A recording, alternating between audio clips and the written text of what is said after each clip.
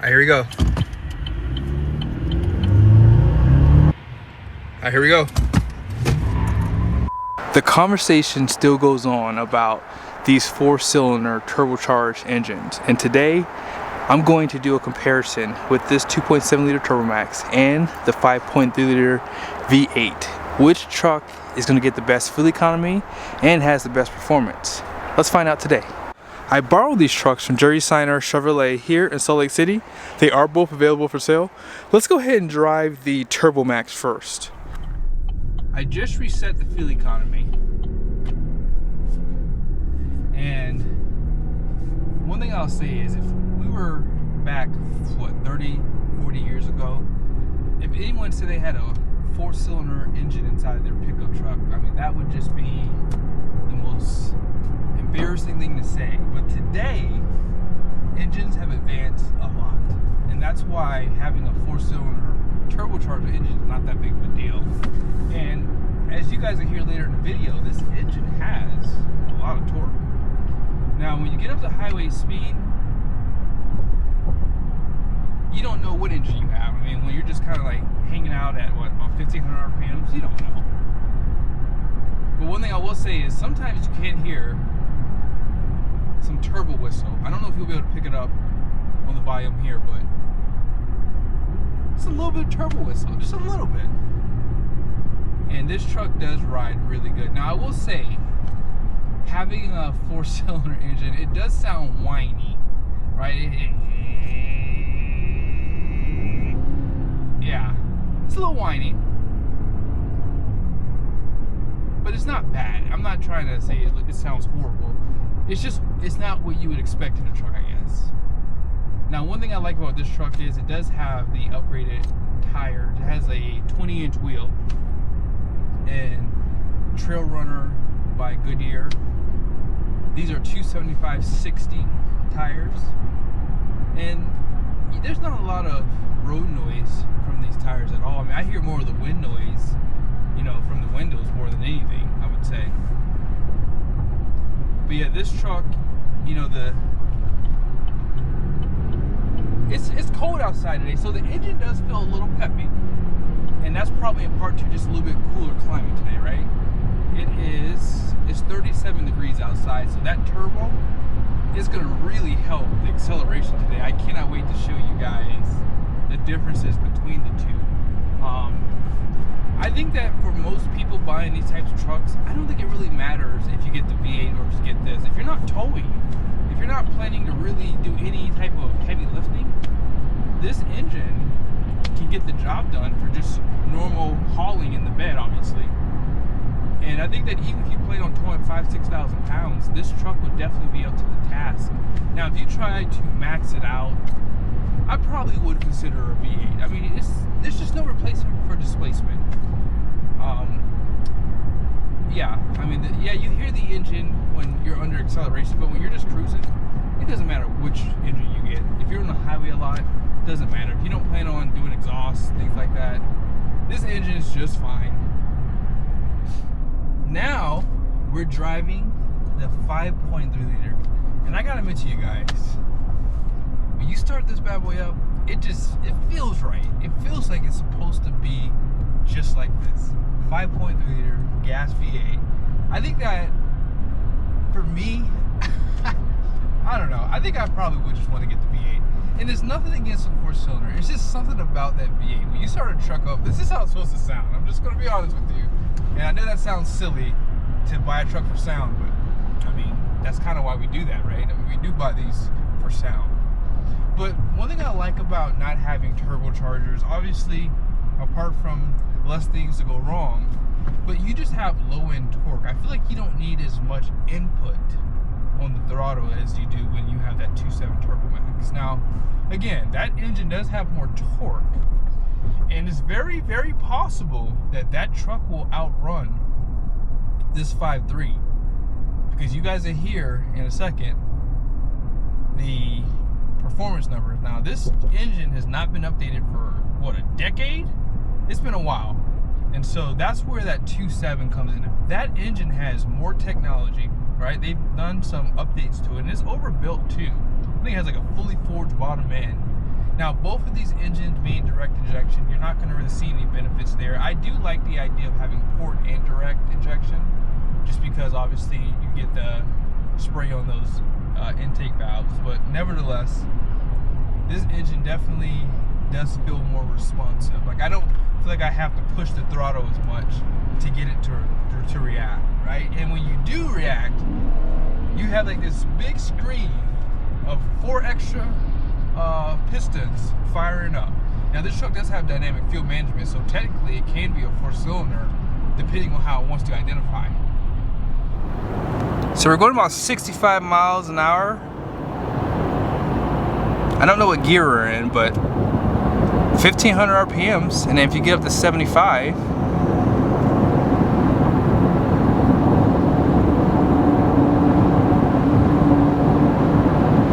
you know, you're just a hair over 1500, about 16 to 1700 RPMs. That's not too bad. And that's the nice thing about having these 8 speeds, 10 speeds. It does allow the, you know, the steps between the shifts to be a little bit closer. Let's go ahead and check out what it is for the 5.3 liter. So we're going about 65 miles an hour in the 5.3. And we're about the same now. This has a 323 rear end, so you're gonna have a little bit lower RPM with this truck. Now let's get up to 75. I like the responsiveness of this 10-speed better, by the way, too. Yeah, there we go. It's right over 1500 RPMs. But yeah, this transmission is more responsive, and you can definitely tell a difference between the steps. Like, I feel like this transmission is a little bit more smoother because you have 2 extra gears, so when it does shift down, you don't feel it as much, you know, in comparison with that 2.7 liter with the 8-speed transmission. So I think this one's just a little bit more refined overall, and I do like the fact that it does have higher gearing out back. Here are the numbers on the door. And then the payload is 1849, and the curb weight's 5,151 pounds. These numbers don't change for the 5.3 liter. Now the curb weight is slightly higher, which means the payload is going to be lower at 1,788 pounds, and that's in part to the heavier powertrain. The truck we're currently driving, this is a custom, and it does have the older interior, which is not a big deal for most people. I think that some people don't really care, but you still have Apple CarPlay, Android Auto. It just has the single climate controls, still has the USBs, has cruise control, has, you know, decent storage, and this one does have the bench as well. Push button starts part of this package. But I think where you're going to get the biggest benefit with this truck is probably the exterior design. It has a nice look, has the painted bumpers, has the 20-inch wheels that are blacked out, so it has that nice, cool look to it, right? And that's probably what some people are going to like about this truck here. This is an RST trim level, and this one does have the center console, and it has the new interior. So that's probably where I think a lot of people are going to really draw the line and saying, like, it depends on how much money you can save. Now, obviously, buying this 5.3 liter is going to cost you more money, so in a lot of cases, you could substitute that 5.3, get the 2.7, which comes standard, and you can get a few extra options in the truck. You know, I mean, you're not substituting. How much is this? I'll show it to you later. I mean, that 5.3 may not be a lot more money, though. That's the only thing. But nevertheless, I think I do like the idea of the newer interior for this one, for sure. And you have a 13.4-inch display, and it just looks like a more updated truck compared to the custom truck that I just drove. So we just made it to the midpoint, and let me just show you guys where we are for fuel economy. Wow, that is why you might want to consider this 2.7 liter. Just saying, 19.3 MPG at the midpoint. That's pretty good. Now, I did let the trucks warm up a little bit at the dealership, probably like maybe 2 minutes, and then I just jumped in and drove. I'm just doing normal driving right now currently, but overall, like, This truck feels like enough in terms of performance. I think most people would be happy with this one for sure. This is a huge difference in what you just saw. Like, that's the beauty of having a 4-cylinder engine. If you're just cruising at highway speeds, the fuel economy is going to be better. So there's gonna be some ground we have to make up here with this 5.3. Look at that. We're at 16.7 in the same spot. Now we did catch this light this time. So the 2.7, we went right through it as you just saw. But yeah, 16.7. The stop start on this truck has not come on yet. It does have stop start, however. But yes, nope, hasn't come on yet.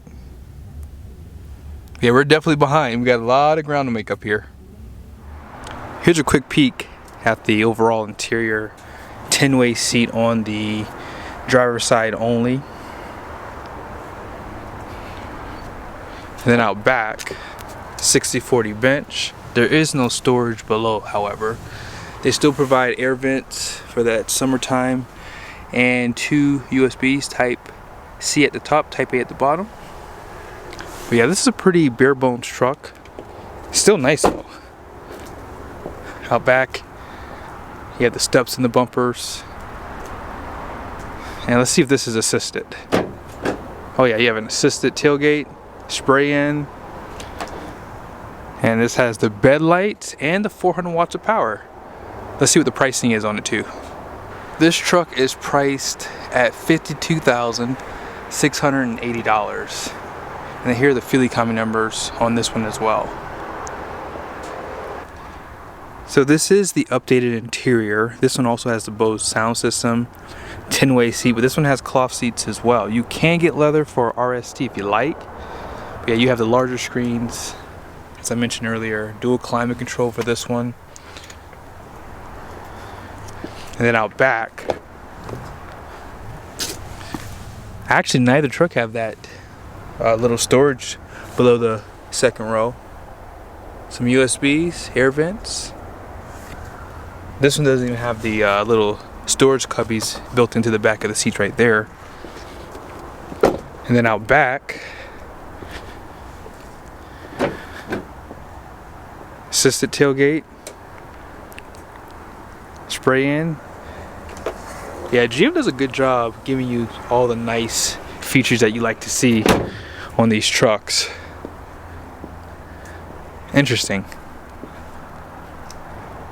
And here is the price on this one, $65,075. And then here are the fuel economy numbers for that 5.3. Here is that 2.7 liter inline 4 turbocharged engine. It's going to have 310 horsepower, 430 pound-feet of torque. All that power goes to an 8-speed transmission, and it has a 342 rear end. Let's see how it accelerates. All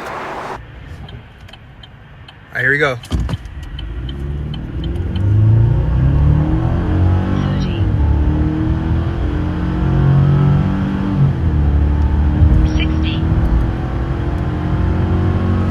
Here's that tried and true 5.3 liter. It's going to have 355 horsepower, 383 pound-feet of torque. All that power goes to a 10-speed transmission, and it has a 323 rear end. Let's see how it accelerates. All right, here we go.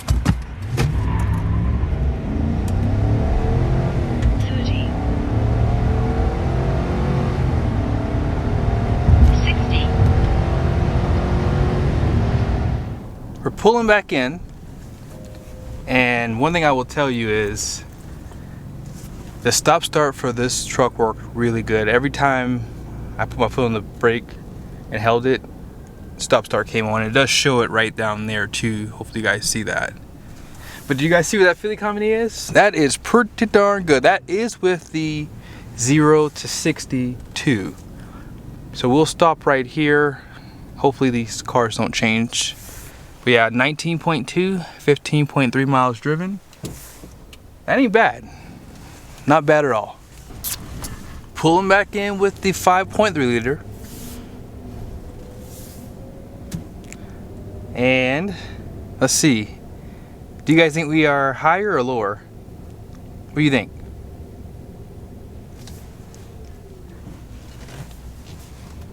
I am actually a little shocked by this. It did a little bit better than I expected it to. But there it is. We're gonna stop at the same spot. 15.3, 18.8. Man, right at the end, 18.8. We'll use that number. Not bad. Not bad at all.